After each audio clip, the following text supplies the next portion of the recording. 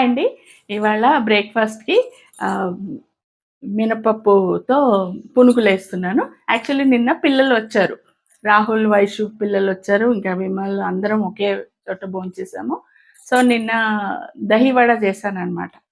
ఆ పిండి కొద్దిగుంది. ఇప్పుడు వాటితో గారెలు రావు.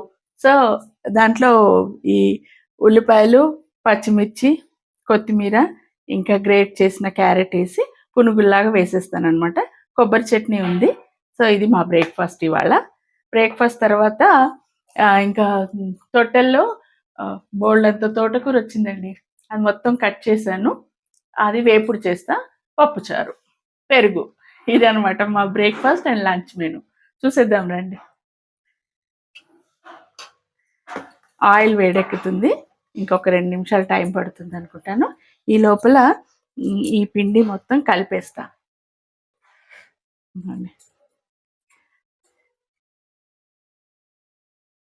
మామూలుగా మనకు టిఫిన్స్‌లోకి పునుకులు అంటే చాలా మందికి ఇష్టం కదా! మా ఇంట్లో కూడా చాలా ఇష్టం అండి. అయితే ఇడ్లీ పిండిలో మైదా కలిపి కూడా వేస్తే చాలా బావుంటాయి. బోండాల్లాగా పునుకులు. ఇదొక వెరైటీ అనమాట. ఇది ఓన్లీ మినపప్పు, ఉప్పు, జీలకర్ర వేశాను. తర్వాత తురిమిన క్యారెట్, సన్నగా తరిగిన ఉల్లిపాయలు, ఒక పచ్చిమిర్చి ఏసా, కొత్తిమీర. దీంతో వేస్తున్నాను ఇప్పుడు. కొబ్బరి చట్నీ ఉంది. నిన్న చేశాను. అది ఉందన్నమాట.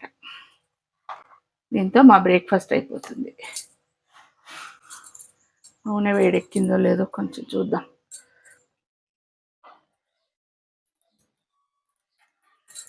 ఓకే. ఓకే. నూనె వేడెక్కింది.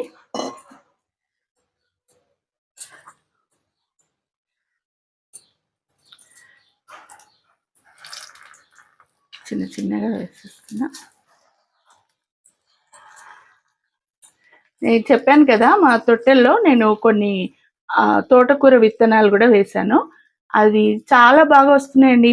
కొమ్మలు కట్ చేసి నేను వాడుకున్న తర్వాత మళ్ళా వాటిల్లోంచే కొత్త కొమ్మలొస్తున్నాయి. ఎంత ఫ్రెష్‌గా మీరు చూసారుగా నేను కట్ చేసేటప్పుడు ఇట్లా నవనవలాడుతున్నాయి అసలు. అదొక సాటిస్ఫాక్షన్ కదా! బయట దొరికే వస్తువులైనా అబ్బా! నేను పెంచిన మొక్కలు అని అదొక సంతోషం. మన ఇంట్లో పెరిగాయి కదా! అని సంతోషం. ఇవి చిన్న సంతోషాలను మనము ఎంజాయ్ చేస్తూ ఉండాలి. ఎంజాయ్ చేయాలి అంటే వాటికి కొద్దిగా శ్రమ పడాలి మరి. కదా! మొక్కలంటే మామూలు కాదు. వాటికి చక్కగా చూసుకోవాలి. టైంకి వాటికి నీళ్ళు అవి అందేలాగా జాగ్రత్తగా చూసుకోవాలి. ఏది ఊరికే రాదండి. ప్రతిదానికి ఎంతో కొంత మన ఎఫర్ట్ పెట్టాల్సిందే. టేస్టీగా ఫుడ్ తినాలనుకోండి, దానికి తగ్గట్టు కొంచెం కష్టపడాలి కదా! నిన్న టిఫిన్‌కి దోసలకి కొబ్బరి, పల్లీలు వేసి చట్నీ చేశాను. కొద్దిగా ఎక్కువే చేశా. ఎందుకంటే ఇవాళ టిఫిన్‌కి కూడా అవుతుందని. సో, మాకు చట్నీ కూడా రెడీగా ఉంది. పునుగులు అయిపోగానే ఫస్ట్ బ్రేక్‌ఫాస్ట్ చేసి తర్వాత మిగతా పని చూసుకోవచ్చు. కొద్దిగా కదిపితే నేను ఒక చిటికెడు సోడా పిండి వేసాను. ఎక్కువ వేయలేదు. సోడా కూడా నాకు నచ్చదు ఎక్కువ వాడడము. యాక్చువల్లీ ఇది నిన్నటి పిండి కాబట్టి బాగానే వస్తాయి. మనం అప్పటికప్పుడు రుబ్బింది అనుకోండి కొంచెం డౌట్ కానీ నా దగ్గర వెట్ గ్రైండర్ లేదండి, మిక్సీనే. వెట్ గ్రైండర్లో వేస్తే ఏంటంటే బాగా పిండి నురగొస్తుంది, బాగా పిండి కూడా ఒదిగిస్తుంది. కానీ నాకు వెట్ గ్రైండర్ లేదు. సో నేను మిక్సీలోనే వేస్తాను. కిచెన్లో వస్తువులు ఎక్కువైపోయినా కొద్దీ వాటికి ప్లేస్ కదా, అదేం డైలీ వాడేది కాదు. వెట్ గ్రైండర్ అనుకోండి ప్లాట్ఫామ్ పైన దానికి ఒక స్థానం ఇవ్వాలి. ఇంకా అందుకని ఆ ఐడియా కూడా నేను మానేశాను. మిక్సీతోనే మేనేజ్ చేస్తున్నా. గారెల పిండి అయినా ఏ వడలకైనా దేనికైనా నేను మిక్సీలోనే రుబ్బేసుకుంటా, బాగా వస్తాయి. చక్కగా గోల్డెన్ బ్రౌన్ కలర్లో చక్కగా వచ్చేసాయి పునుగులు. తీసేసుకున్నాం. చిట్టి పునుగులు.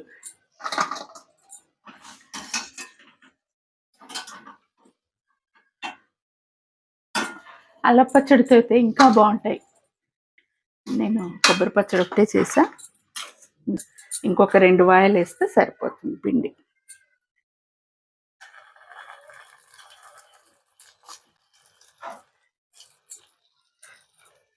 నూనె సరిగ్గా కాగలేదనుకోండి, ఇప్పుడు మనం వేసిన గారెలు కానీ పునుగులు కానీ కింద ఆ కడాయి అంచుకి కింద అంటుకుపోతాయి.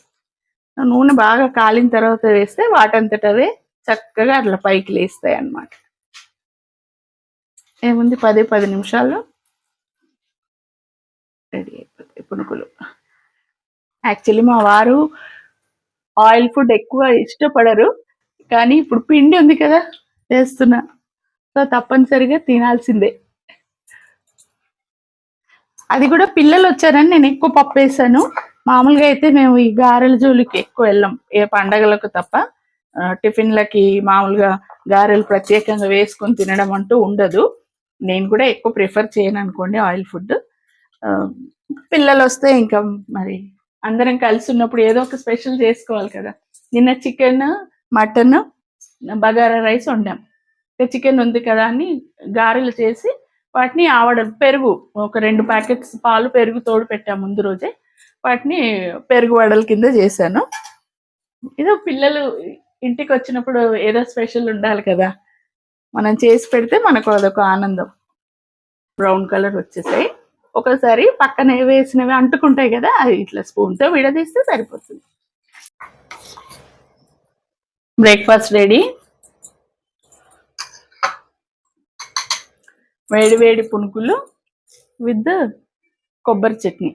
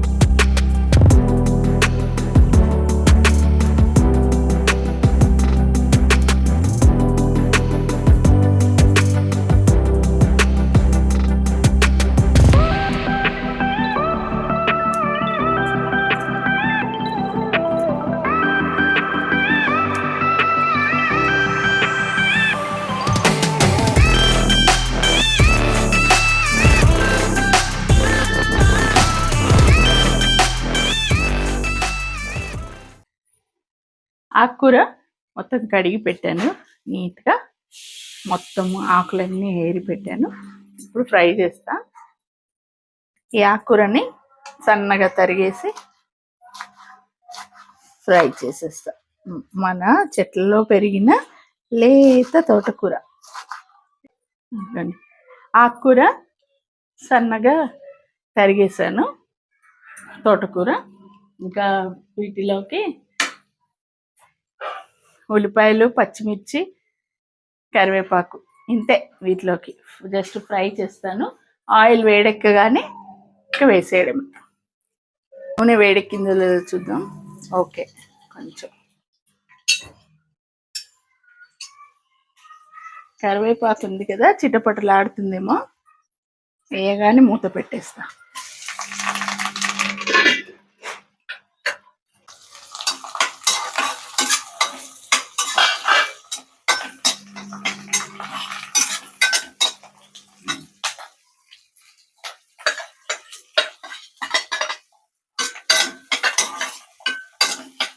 ఇంకా కొంచెం ఉల్లిపాయ మగ్గిన తర్వాత ఉప్పు, పసుపు వేస్తా.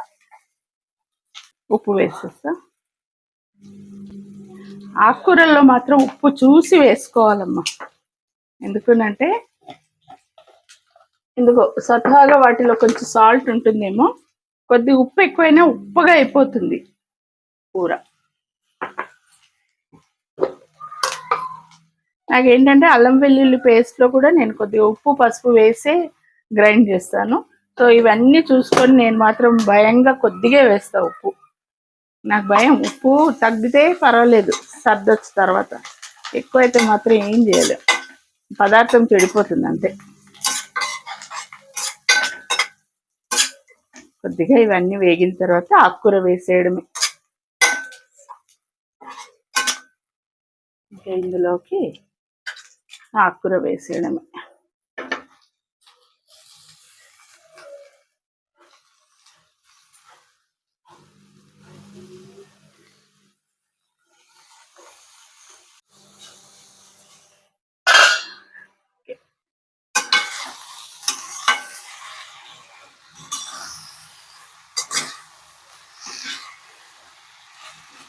అంత ఆకుకూర వేస్తే ఇంత కర్రీ అవుతుంది కదా, ఆకుకూరలు అంతే.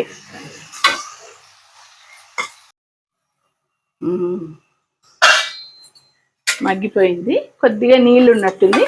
ఇంకా ఇప్పుడు మూత పెట్టను, ఓపెన్గా చేస్తా. జానా, ఇదేంటి రాజా, జామకాయ తింటావా? జామకాయ కొరికి తింటావా? తిను తిను తిను. బాగుందా? బాగుందా? స్వీట్గా ఉందా?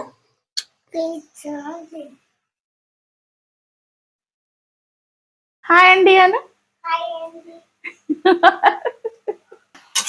ఏంటి నానా, ఏమైంది? తాత బయటికి వెళ్ళారు. అయిపోయింది సరే.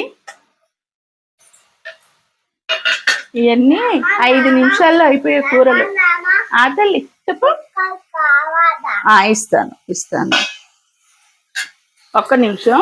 ఇది అయిపోయింది, అయిపోయాక నీకు ఇస్తానే. రాజా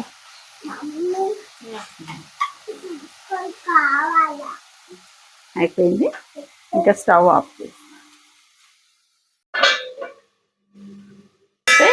ఈ నీరంతా ఆవిరై మళ్ళీ కర్రీ నీళ్ళు నీళ్ళుగా అయిపోతుంది, అందుకని కొద్దిగా అట్లా సైడ్కి పెట్టాను అనమాట. అయిపోయింది, వాళ్ళకి వంట పని కంప్లీట్ అయిపోయింది. ఇంకా రైస్ ఒక్కటి తినే ముందర వేడివేడిగా వండుకుంటే సరిపోతుంది. Bye bye.